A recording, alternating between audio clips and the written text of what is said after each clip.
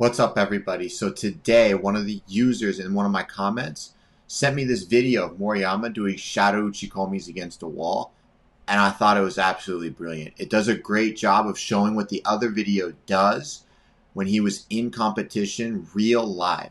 And then when you watch him do this, he shows a couple of other things without knowing he does it. But if you really know how to watch judo, you can see it. So let's get into the video here. So here's the video of him that you guys sent, and it's just him basically just doing uchikomis along the wall. Standard judo practice. But if you look a little bit deeper into the technique of what it is he's really doing, you can see a lot of great things. A lot of it has to do with his ability to put power into the throw, right? So if we play this in super slow motion, here he is just, he's basically just warming up, right? He's just walking into it. But you should try this at home. It's a full mat, which means this is 1 meter, which right here, his foot is to the outside of the 1 meter mat. And he just casually just walks. Look at that penetration step. Look at this back step. Covers. He goes halfway with his first step to the top of the triangle.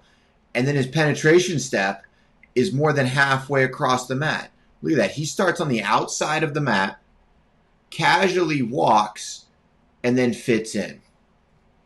Okay?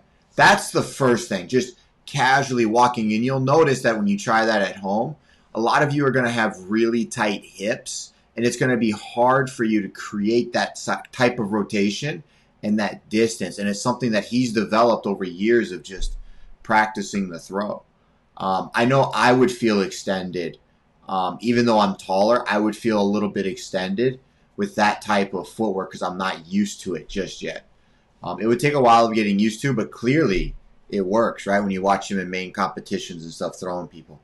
The other thing that is super dynamic if you play it a little bit slower is his entry for speed, right? Right here, where he's doing a little bit more power. If I let this play in fast motion after he enters, where he actually jumps and explodes his way through that throw, right? He's going to just jump into it right there. So look, when he jumps, he starts on that line. Look, he's on that line. He throws that left foot in so hard that he's in midair. And now the other thing that a lot of you guys might not notice is, let me pause this. Let me back this up right here. When he's in midair, he's leaning into the throw, okay? He's actively tilting to the side. His hands are up like he's pulling, and he's leaning. He's got a nice line going into the throw. So that's kind of like the important thing to note right there. He's not just completely upright and leaning back, right? So as he jumps into this throw, boom. Look at that distance cover. He basically clears 1 meter, no problem, a little over 3 feet right there. But now look, that big toe touches with his penetration step, but then his back step isn't really a back step. It's right there. It replaces it for speed. Now look. He throws that left foot.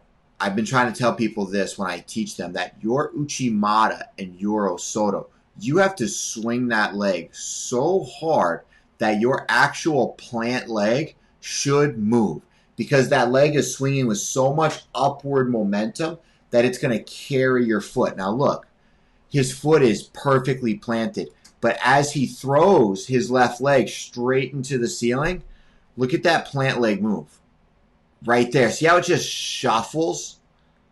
It's ever so slightly, right? It's just a little bit. Boom, it just shuffles that right leg. But it's like, that's not happening because he's cheating and he's pushing off his toes, right? He's not just pushing off his toes to slide a little bit. He's actively throwing that leg so hard into here that it's carrying his weight up a little bit and shuffling back. There's so much power just put into it. And he does it just aimlessly, like it's just walking around, right? But he really does explode into this technique. Let's play it full speed again. There, you see that foot just take that ever little step. And then the next one he kind of just walks into. Let's back it up here.